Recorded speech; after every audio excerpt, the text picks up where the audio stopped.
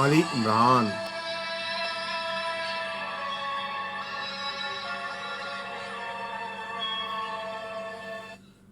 అనంత కరుణామయుడు, అపార కృపాశీలుడు అయిన అల్లాహ్ పేరుతో ప్రారంభిస్తున్నాను.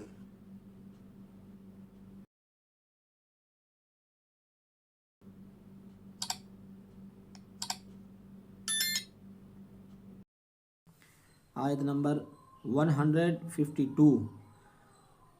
وَلَقَدْ صَدَقَكُمُ اللَّهُ وَعْدَهُ إِذْ تَحُسُّونَهُم بِإِذْنِهِ حَتَّى إِذَا فَشِلْتُمْ وَتَنَازَعْتُمْ فِي الْأَمْرِ وَعَصَيْتُم مِّن بَعْدِ مَا أَرَاكُم مَّا تُحِبُّونَ منكم من يريد الدنيا ومنكم من يريد الآخرة ثم صرفكم عنهم ليبتليكم ولقد عفا عنكم والله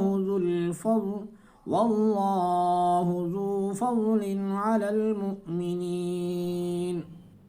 ఆయత నంబర్ 152. అల్లాహ్ మీకు చేసిన వాగ్దానాన్ని నిజం చేసి చూపాడు. అప్పుడు మీరు ఆయన అనుజ్ఞతో వారిని వధించసాగారు. అయితే ఆఖరికి మీరు పిరికితనం చూపారు. కార్యనిర్వహణలో విభేదించుకున్నారు. మీరు ఇష్టపడే వస్తువును ఆయన మీకు చూపేసరికి మీరు అవిధేయతకు వడిగట్టారు. మీలో కొందరు ప్రపంచం కోసం ప్రాకులాడగా మరికొందరు పరలోకాన్ని కోరుకున్నారు. అందువల్ల అల్లాహ్ మిమ్మల్ని పరీక్షించే నిమిత్తం మిమ్మల్ని వారి నుంచి వెనక్కి మళ్లించాడు. అయినా ఆయన మిమ్మల్ని క్షమించాడు. యథార్థానికి అల్లాహ్ విశ్వాసుల పట్ల గొప్ప అనుగ్రహమూర్తి. ఇంతకీ అల్లాహ్ నిజం చేసి చూపిన ఆ వాగ్దానం ఏది అన్న ప్రశ్న ఈ సందర్భంగా జనించవచ్చు. ఇది అల్లాహ్ తాను 3000 లేక 5000 దూతలను దింపుదానని చేసిన వాగ్దానమేనని కొంతమంది వ్యాఖ్యాతలు తలపోశారు. కానీ ఇలా తలపోయటానికి వీలులేదు. ఎందుకంటే దూతలను దింపుతానన్న అల్లాహ్ వాగ్దానం బద్ర్ యుద్ధానికి మాత్రమే పరిమితం కాగా, ఈ ఆయతులో ప్రస్తావనకు వచ్చిన వాగ్దానం ముస్లింల విజయానికి, దైవ సహాయానికి సంబంధించిన సర్వసామాన్యమైన వాగ్దానం. ఈ వాగ్దానాన్ని అల్లాహ్ తరపున అంతిమ దైవ ప్రవక్త సల్లల్లాహు అలైహి వసల్లం ముస్లింలకు వినిపించి ఉన్నారు. మక్కాలో ఉండగా ఈ మేరకు కొన్ని ఆయతులు అవతరించాయి. దీని ప్రకారం యుద్ధారంభంలో ముస్లింలు ఆధిక్యతను ప్రదర్శించారు కూడా. అప్పుడు మీరు అల్లాహ్ అనుజ్ఞతో వారిని వధించసాగారు అన్న వాక్యం ఈ విషయాన్నే సూచిస్తుంది. ఇక్కడ విభేదించుకోవడం అంటే అర్థం ఉహద్ యుద్ధ సందర్భంగా పర్వతంపై నియమించబడిన 50 మంది విలుకాండ్రు మధ్య ఏర్పడిన భేదాభిప్రాయం. తొలుత ముస్లింలకు లభించిన విజయాన్ని చూసి విజయధనాన్ని పోగు చేసుకోవాలన్న ఆరాటంతో వారు అక్కడి నుంచి తరలి వెళ్ళిన సందర్భం ఇది. దీన్ని అదునుగా తీసుకొని ఆ అవిశ్వాసులు ఆ పర్వత మార్గం ద్వారానే వచ్చి ముస్లింలపై విరుచుకుపడ్డారు. అంటే ఈ స్థలం నుంచి ఎట్టి పరిస్థితుల్లోనూ కదలవద్దన్న దైవ ప్రవక్త సల్లల్లాహు అలైహి వసల్లం సూచనను ఖాతరు చెయ్యకుండా యుద్ధ ప్రాప్తి కోసం ఎగబడ్డారు. అంటే తమ కర్తవ్య పాలనను విస్మరించి ప్రాపంచిక ప్రయోజనాలపై దృష్టిని నిలిపారు. నిజానికి వారు ఆ స్థలంలో స్థిరంగా నిలబడి ఉంటే సంపూర్ణ విజయం లభించేది. కానీ మాలే గనీమత్ విజయధనంపై వారికి కలిగిన మక్కువ మూలంగా ఎదురుదెబ్బ తగిలింది. పరలోకాన్ని కోరుకున్నవారంటే తాము మోహరించబడిన ఉన్న స్థలాన్ని వదిలి ముందుకు పోవటానికి సుతారాము ఒప్పుకోనివారు అని భావం. దైవ ప్రవక్త సల్లల్లాహు అలైహి వసల్లం చేసిన సూచనను ఖచ్చితంగా పాటిస్తూ తదుపరి ఆజ్ఞ అయ్యే వరకు అక్కడే నిఘా వేసి ఉంచాలని వారు పట్టుబట్టారు. అంటే మొదట్లో మీకు లభించిన విజయాన్ని తరువాత అపజయంగా మార్చి అవిశ్వాసుల ముందు మీరు నిలదొక్కుకోకుండా చేశాడు. ఆ విధంగా మిమ్మల్ని పరీక్షించాడు. మహాప్రవక్త సల్లల్లాహు అలైహి వసల్లం ప్రియ సహచరుల రజల్లాహు తఆలా అన్హులు ఔన్నత్యాన్ని, విశిష్టతను ఇది సూచిస్తుంది. మానవ సహజమైన దౌర్బల్యాల వల్ల కొన్ని సందర్భాలలో వారి అడుగులు తడబడినప్పటికీ అల్లాహ్ వారికి ఈ విశిష్టతను అనుగ్రహించాడు, వారిని కటాక్షించాడు. ఎందుకంటే వారు అంతిమ దైవ ప్రవక్త సల్లల్లాహు అలైహి వసల్లంకు చేదోడు వాదోడుగా నిలిచిన మానవ నవనీతం, సత్యబలమున్న వర్గం, శ్రేష్ఠ సమాజం, ఖైర ఉమ్మత్లో ప్రథమ శ్రేణికి చెందిన సద్వర్తనుల వర్గం. అటువంటి మహనీయులపై భవిష్యత్తులో ఎవరూ వేలెత్తకుండా ఉండటానికి అల్లా అప్పటికప్పుడే వారి పొరపాటును ఎత్తుచూపి మన్నించి ఇక మీదట ఎలాంటి పొరపాట్లు చెయ్యరాదని ఉపదేశించాడు. అల్లా స్వయంగా ఖురాన్లో వారి పట్ల సర్వసాధారణమైన మన్నింపుల ప్రకటన చేయగా ఇక వారి చర్యను తోలనాడే అవకాశం ఇతరులకు ఎక్కడ ఉంది? సహీ బుఖారిలో పొందుపరచబడిన ఒక సంఘటన ప్రకారం ఒకసారి హజ్ యాత్ర సందర్భంగా ఒకానొక వ్యక్తి హజరత్ ఉస్మాన్ రజాలతాలపై కొన్ని అభ్యంతరాలు లేవనెత్తాడు. బదర్ యుద్ధంలో బైతే రిజ్వాన్ ప్రతిజ్ఞ సందర్భంగాను ఆయన ఎందుకు హాజరు కాలేదు అన్నది వాటిలో ఒకటి. ఉహుద్ యుద్ధంలో ఆయన వెన్నుచూపి పారిపోయారని కూడా అతడు ఆజ్ఞాపించాడు. దానికి హజరత్ ఇబ్నే ఉమర్ రజాలతాను ఎంతో సముచితమైన రీతిలో సమాధానమిచ్చారు. ఆ సమాధానం ఇది: బద్ర్ యుద్ధ సందర్భంగా ఆయన సతీమణి అంటే దైవ ప్రవక్త సల్లల్లాహు అలైహి వసల్లం కుమార్తె వ్యాధిగ్రస్తులై ఉన్నారు. బైతే రిజ్వాన్ సందర్భంగా ఆయన దైవ ప్రవక్త సల్లల్లాహు అలైహి వసల్లం తరపున ప్రత్యేక దూతగా మక్కా వెళ్ళి ఉన్నారు. ఇక ఉహుద్ యుద్ధంలో పలాయనం అంటారా, దాన్ని అల్లా మన్నించాడు. సహీ బుఖారి ఉహుద్ యుద్ధ ప్రస్తావన. ఆయత్ నంబర్ 153. إذ تصعدون ولا تلوون على أحد والرسول يدعوكم في أخراكم فأثابكم غما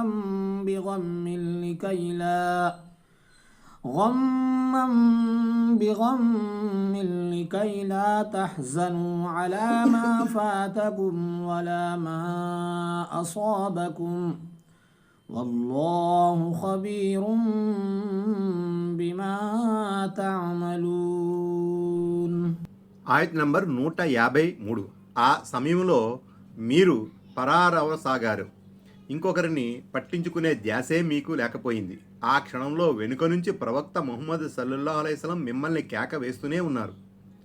కనుక మీకు దక్కకుండా పోయిన దాన్ని గురించి, వాటిల్లిన నష్టాన్ని గురించి మీరు బాధపడకుండా ఉండడానికి అల్లాహ్ మీకు దుఃఖం వెంబడి దుఃఖం కలుగజేశాడు. మీరు చేసే పనులన్నీ అల్లాహకు తెలుసు. అవిశ్వాసులు చేసిన మెరుపుదాడి ధాటికి ముస్లింలు తట్టుకోలేకపోయారు. ఒక్కసారిగా గందరగోళం ఏర్పడింది, కలకలం రేగింది. ముస్లింలో చాలామంది కథన రంగం నుండి పరిగెత్తసాగారు. తుస్ ఇదూన, ఇది ఇస్ ఆద్ నుంచి ఏర్పడిన పదం. వెనక్కి చూడకుండా పరిగెత్తడం, గుట్టపైకి పరిగెత్తడమని దాని అర్థం. తంబ్రీ. దైవ ప్రవక్త సల్లల్లాహు అలైహి వసల్లం కొద్ది మంది సహచరులతో యుద్ధ మైదానంలోనే ఉండిపోయారు. పారిపోతున్న వారిని ఉద్దేశించి దైవదాసులారా నా వైపుకు తిరుగురండి, దైవదాసులారా నా వైపుకు తిరుగురండి అని కేకలేశారు. కానీ ఆ గందరగోళంలో ఆయన సల్లల్లాహు అలైహి వసల్లం మాటను ఎవరూ వినిపించుకోలేదు. ఫ అసాబకుం అంటే మీ బాధ్యత నిర్లక్ష్యం మూలంగా దేవుడు మీకు దుఃఖం తరువాత దుఃఖం కలుగజేశాడు. ఇబ్నే జరీర్, ఇబ్నే కసీర్ తదితర వ్యాఖ్యాతలు తీసుకున్న అర్థం ప్రకారం ఇక్కడ మొదటి దుఃఖానికి భావం విజయం మరియు విజయప్రాప్తి దక్కకుండా పోవడం.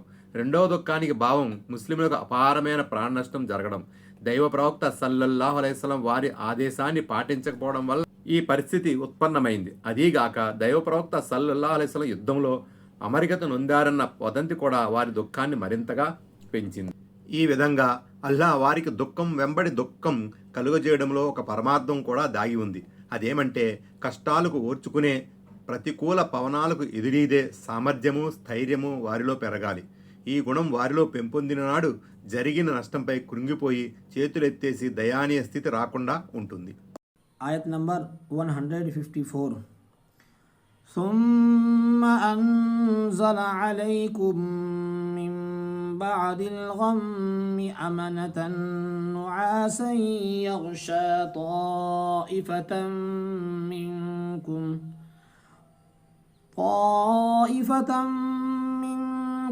وطائفة قد أهمتهم أنفسهم يظنون بالله غير الحق ظن الجاهلية يقولون هل لنا من الأمر من شيء قل إن الأمر كله لله يخفون في أنفسهم ما لا يبدون لك يقولون لو كان لنا من الأمر شيء ما قتلنا هاهنا قل لو كنتم في بيوتكم لبرز الذين كتب عليهم القتل إلى مضاجعهم وليبتلي الله ما في صدوركم وليمحص ما في قلوبكم والله عليم بذات الصدور. ఆయత నంబర్ 154. మరి ఈ దుఃఖం తరువాత ఆయన శాంతియుత స్థితిని మీపై అవతరింపజేశాడు. దాంతో మీలోని ఒక వర్గం వారిపై కునుకు ఆవహించసాగింది. అయితే మరో వర్గం వారు తమ ప్రాణరక్షణ గురించి తీవ్ర విచారంలో పడిపోయారు. వారు అల్లా ఎడల మరీ అజ్ఞానంతో కూడిన సత్యదూరమైన సందేహాలను అనుమానాలను వ్యక్తపరచసాగారు. ఇంతకీ మాకంటూ ఏదన్నా అధికారం ఉందా అని వారనేవారు. దీనికి సంబంధించిన నిర్ణయాధికారం అంతా అల్లాదే అని ఓ ప్రవక్త వారికి చెప్పు. వారు తమ ఆంతర్యాల్లో అణిచిపెట్టుకున్న విషయాలను నీ ముందు వెలుబుచ్చడం లేదు. మాకంటూ అధికారం ఏదైనా ఉండి ఉంటే మేమెలా హతమార్చబడి ఉండేవాళ్ళం కాము అని వారంటున్నారు. అంటే తమ మనుషులు చంపబడేవారు కాదు అని వారి అభిప్రాయం. ఒకవేళ మీరు ఇండ్లలోనే ఉన్నప్పటికీ వధించబడటం అన్నది మీకు రాసిపెట్టి ఉంటే మీ అంతటా మీరే వ్యధస్థలాలకు వచ్చి తీరుతారు అని వారికి చెప్పు. మీ మనసుల్లో దాగి ఉన్న వాటిని పరీక్షించేందుకు, మీ హృదయాల్లో ఉన్న దానిని శుద్ధి చేసేందుకు అల్లా ఈ పరిస్థితులను ఉత్పన్నం చేశాడు. అల్లా గుండెల్లోని గుట్టును బాగా ఎరిగినవాడు. ఇంతకు ముందు ప్రస్తావించబడిన దీనావస్థ తర్వాత అల్లా ముస్లింలపై దయ చూపాడు. యుద్ధ రంగంలో మిగిలిపోయిన ముస్లింలపై ఆయన ఒక రకమైన ప్రశాంత స్థితిని కల్పించాడు. దాంతో వారు కునుకు తీశారు. ఆ కునుకు అల్లా తరపు నుంచి అవతరించిన సహాయానికి, ప్రశాంతతకు నిదర్శనం. దాని గురించి హజరత్ అబూ తల్హా రజల్లా తలాన్హు ఇలా అంటున్నారు: ఉహుద్ మైదానంలో కునుకు పట్టిన వారిలో నేను ఉన్నాను. నా చేతిలో ఉన్న ఖడ్గం ఎన్నోసార్లు చేజారి కింద పడింది. నేను దాన్ని పట్టుకునేవాడిని, అది మళ్ళీ పడిపోయేది. మళ్ళీ పట్టుకుంటే మళ్ళీ జారిపడేది. సహీ బుఖారీ. తాయిఫతున్ అనే పదం ఏకవచనము బహువచనము రెండింటి కోసం ఉపయోగించబడుతుంది. ఫతహుల్ ఖదీర్. వీరు ఎవరో కాదు, మదీనాలోని కపటులు, మునాఫికులు. వారికి ఎంతసేపటికి తమ ప్రాణాల గురించిన దిగులు తప్ప మరో ఆలోచన ఉండేది కాదు. అంటే దైవ ప్రవక్త సల్లల్లాహు అలైహిస్సలాం వారి సందేశంలో ఏదో లోపం ఉందని, ఆయన సల్లల్లాహు అలైహిస్సలాం అందజేసే జీవన విధానం దీన్ యొక్క భవిష్యత్తు ప్రమాదంలో పడిందని, ఆయన సల్లల్లాహు అలైహిస్సలాంకు దైవ సహాయం అందడం లేదని ఇలా రకరకాలుగా అనుమానించసాగారు. ఇప్పుడు ఇంతకీ దైవం తరపున మాకేదన్నా సహాయం అందుతుందా లేదా? పోనీ అది కాదంటే కనీసం మా మాట అయినా చెల్లుతుందా లేదా అన్నది వారి ఉద్దేశం. అంటే ఈ వ్యవహారం మీ ఆధీనంలో లేదు.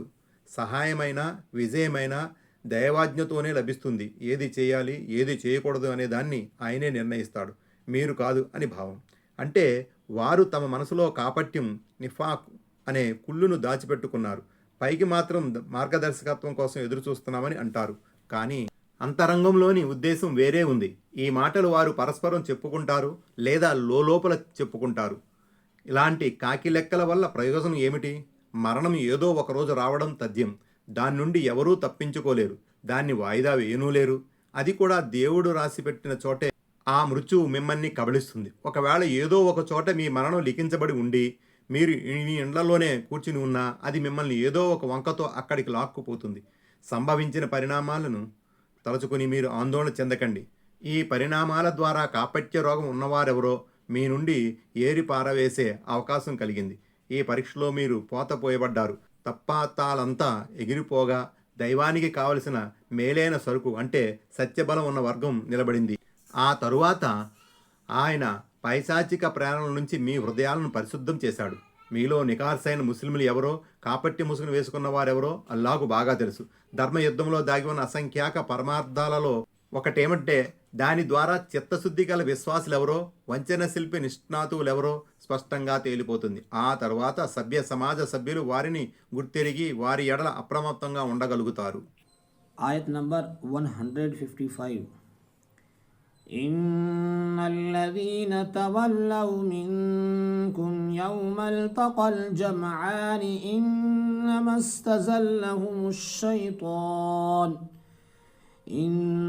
استزلهم الشيطان ببعض ما كسبوا ولقد عفى الله عنهم إن الله غفور حليم. ఆయత్ నంబర్ 155. ఇరు సమూహాలు ముఖాముఖి అయిన రోజున మీలో కొందరు వెన్ను చూపారు. వారు చేసిన కొన్ని తప్పుల వల్ల సైతాన్ వారిని తడబాటుకు లోను చేశాడు. అయినా అల్లాహ్ వారిని మన్నించాడు. అల్లాహ్ క్షమించేవాడు సహనశీలుడును. అంటే యుద్ధ సందర్భంగా ముస్లిముల వల్ల జరిగిన పొరపాట్లకు కారణం వారిలోని కొన్ని బలహీనతలే.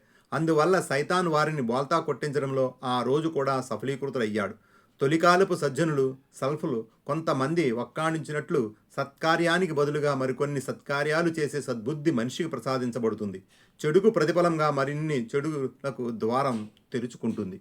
అల్లా ప్రవక్త సల్లల్లాహు అలైహి వసల్లం గారి ప్రియ సహచరుల పొరపాట్లను ఎత్తుచూపి వాటి పరిణామాలను అందలి పరమార్థాలను వివరిస్తూనే తన మన్నింపుల ప్రకటన కూడా చేయడం విశేషం. దీని ద్వారా మనకు బోధపడే ముఖ్య విషయం ఏమిటంటే ప్రవక్త సల్లల్లాహు అలైహి వసల్లం గారి ప్రియ సహచరులు అల్లాహకు కూడా ప్రీతిపాత్రులు.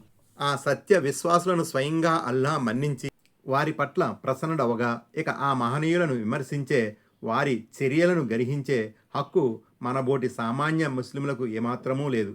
ఇది ముస్లింలందరికీ ఒక హెచ్చరిక లాంటిది. Ayat number 156. يا أيها الذين آمنوا لا تكونوا كالذين كفروا وقالوا لإخوانهم إذا ضربوا في الأرض أو كانوا غزا لو كانوا عندنا ما ماتوا وما قتلوا ليجعل الله ذلك حسرة في قلوبهم والله يحيي ويميت والله بما تعملون بصير. ఆయత నంబర్ 156. ఓ విశ్వసించిన వారలారా, మీరు ఆ అవిశ్వాసుల్లాగా ప్రవర్తించకండి. వారు తమ సోదరులు ప్రయాణంలోనో యుద్ధంలోనో ఉన్నప్పుడు ఒకవేళ వారు మా వద్దనే ఉంటే చనిపోయేవారు కాదు, చంపబడేవారు కాదు అని అంటారు. ఈ విధమైన వారి ఆలోచనను అల్లా వారి హృదయ శోకానికి కారణాలుగా చేయాలనే వారి లాంటి మాటలు మాట్లాడుతుంటారు. వాస్తవానికి ప్రాణభిక్ష పెట్టేవాడు, ప్రాణం తీసేవాడు అల్లాహ్ మాత్రమే. మీరు చేసే పనులన్నింటినీ అల్లాహ్ కనిపెడుతూనే ఉన్నాడు. ఇలాంటి మిథ్యా విశ్వాసాల నుండి ముస్లింలను జాగరూకపరచడం దీని అసలు ఉద్దేశం. అయితే గీతే లాంటి ఊహాగానాలు మనిషి విశ్వాసానంటే ఈమాన్ను బలహీనపరుస్తాయి. వాస్తవానికి ఆనాటి అవిశ్వాసుల్లో కపటుల్లో ఇలాంటి భావాలు తిష్టవేసి ఉండేవి. ఇవి పిరికితనానికి ప్రతీకలు. జీవన్మరణాలు దైవాధీనమై ఉన్నాయని, మరణానికి ఒక సమయం నిర్ధారించబడి ఉందని మనిషి తలపోసినప్పుడు అతనికి సంకల్ప బలం సిద్ధిస్తుంది. అతనిలో ఆత్మవిశ్వాసం పెంపొందుతుంది. దైవ మార్గంలో పోరాట పటిమను ప్రదర్శించే స్ఫూర్తి లభిస్తుంది. విశ్వాసంలోని ఈ చెడుగు హృదయావేదనకు కారణభూతం అవుతుంది. ఒకవేళ వారు ఇల్లు విడిచిపోకుండా ఉంటే, లేక కథన రంగాన్ని కథం తొక్కకుండా ఇంట్లోనే ఉండిపోతే ఈ దుర్గతి పట్టేది కాదు. లాంటి మాటలు అర్థం పర్థం లేనివి. పటిష్టమైన కంచు కోటలో కూర్చుని ఉన్నా, కాంక్రీట్ బంకర్లో తలదాచుకున్నా మృత్యువు వదిలిపెట్టదు. రావలసిన సమయానికి అది వచ్చి తీరుతుంది. మీరెక్కడున్నా, పటిష్టమైన కోటలలో ఉన్నా సరే మృత్యువు మిమ్మల్ని పట్టుకుని తీరుతుంది. అన్-నిసా 78. కాబట్టి దృఢ విశ్వాసం గల ముస్లింలు మాత్రమే ఇలాంటి హృదయావేదన నుంచి బయటపడగలుగుతారు. Ayat number 157. وَلَئِن قُتِلْتُمْ فِي سَبِيلِ اللَّهِ أَوْ مُتُّمْ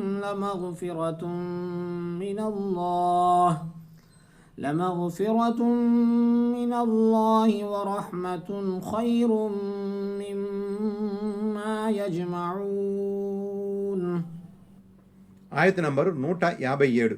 మీరు దైవ మార్గంలో చంపబడినా లేక చనిపోయినా మీకు లభించే దేవుని క్షమాభిక్ష మరియు కారుణ్యం వారు కూడబెడుతున్న దానికన్నా ఎంతో మేలైనది. మృత్యు అయితే ఎట్టి పరిస్థితుల్లోనూ రాక తప్పదు. అయితే మరణించిన పిదప మనిషి దేవుని క్షమాభిక్షకు, దైవ కారుణ్యానికి అర్హుడయ్యాడంటే అతడు ఇహలోకములో జీవితాంతం కష్టపడి కూడబెట్టిన సిరి సంపదలన్నిటికన్నా శ్రేష్టమైన దాన్ని పొందినట్లే. అందుకే దైవ మార్గంలో పోరాడేందుకు ఎన్నడూ వెరవకూడదు. సంతోషంగా, ఆనందంగా దానికోసం ముందుకు రావాలి. చిత్తశుద్ధితో అతను ఆ పని చేస్తే నిశ్చయంగా దైవ కారుణ్యము, దేవుని క్షమ అతన్ని వరిస్తాయి. Ayat number 158. وَلَئِن مُتُّمْ أَوْ قُتِلْتُمْ لَإِلَى اللَّهِ تُحْشَرُونَ. ఆయత నెంబర్ 158. మీరు చనిపోయినా లేక చంపబడినా చివరకు మీరు సమీకరించబడేది అల్లాహ్ వద్దకే అని మరువకండి. Ayat number 159. فَبِمَا رَحْمَةٍ مِّنَ اللَّهِ لِنتَ لَهُمْ وَلَوْ كُنتَ فَظًّا غَلِيظَ الْقَلْبِ لَانفَضُّوا مِنْ حَوْلِكَ فَاعْفُ عَنْهُمْ وَاسْتَغْفِرْ لَهُمْ وَشَاوِرْهُمْ فِي الْأَمْرِ فَإِذَا عَزَمْتَ فَتَوَكَّلْ عَلَى اللَّهِ إِنَّ اللَّهَ يُحِبُّ الْمُتَوَكِّلِينَ. ఆయత నెంబర్ 159. ఓ ప్రవక్త, అల్లా దయవల్లనే నీవు వారి ఎడల మృదు మనస్కుడవయ్యావు. ఒకవేళ నువ్వు గనక కర్కసుడవు, కఠిన మనస్కుడవు అయి ఉంటే వారంతా నీ దగ్గర నుంచి వెళ్ళిపోయేవారు. కనుక నువ్వు వారి పట్ల మన్నింపుల వైఖరిని అవలంబించు. వారి క్షమాపణ కోసం దైవాన్ని వేడుకో. కార్యనిర్వహణలో వారిని సంప్రదిస్తూ ఉండు. ఏదైనా పని గురించి తుది నిర్ణయానికి వచ్చినప్పుడు అల్లాహపై భారం మోపు. నిశ్చయముగా అల్లాహ్ తనను నమ్ముకున్న వారిని ప్రేమిస్తాడు. మహాప్రవక్త ముహమ్మద్ సల్లల్లాహు అలైహి వసల్లం స్వతహాగా ప్రేమమయులు. అల్లాహ్ తన ప్రవక్తలోని ఈ గుణాన్ని గురించి చెబుతూ, నీలోని ఈ మృదుత్వానికి, దయాద్రతలకు అసలు కారణం దైవ కృపే. దైవ ధర్మ ప్రచారానికి ఈ మృదుత్వం ఎంతో అవసరం. నీలోనే గనక ఈ సద్గుణం ఉండి ఉండకపోతే, దీనికి బదులుగా నీవు కఠిన స్వభావుడవు, దురుసు వైఖరి కలవాడు అయి ఉంటే జనులు నీ దగ్గరయ్యే బదులు దూరం వెళ్ళిపోయేవారు. అందుకే నీవు నీ సహచరుల పట్ల నిత్యం మన్నింపుల వైఖరిని అవలంబిస్తూ ఉండాలని ఉపదేశిస్తున్నారు. అంటే తోటి ముస్లింల హృదయాలను జయించే పనులు ఒకటి, అభిప్రాయాలను తెలుసుకుంటూ ఉండడం. ఈ ఆయత ద్వారా సలహా సంప్రదింపుల ఆవశ్యకత ఏమిటో అర్థమవుతుంది. కొంతమంది విద్వాంసులు ఈ సలహా సంప్రదింపులను వాజిబ్ అంటే ఆవశ్యంగా తలపోయేగా, మరికొంతమంది ముస్తహాబ్ అభిలషణీయముగా భావించారు. ఇబ్నే కసీర్ ఈ నేపథ్యంలో ఇమాం సౌఖాని ఇలా వ్యాఖ్యానించారు: పరిపాలకులు తమకు తెలియని విషయాలపై లేక తమకు అనుమానం ఉన్న అంశాలపై చర్య తీసుకునే ముందు విద్వాంసులను సంప్రదించడం అవసరం. సైనిక వ్యవహారాల్లో సైనిక అధికారుల్ని సంప్రదించాలి. ప్రజా ప్రయోజనాల గురించి ఆలోచిస్తున్నప్పుడు నిపుణులను, మేధావులను సంప్రదించాలి. వివిధ ప్రాంతాల వారి అవసరాలను, ప్రాధాన్యతలను అవలోకనం చేసే సమయంలో తన క్రింది వారిని, గవర్నర్లను సంప్రదించాలి.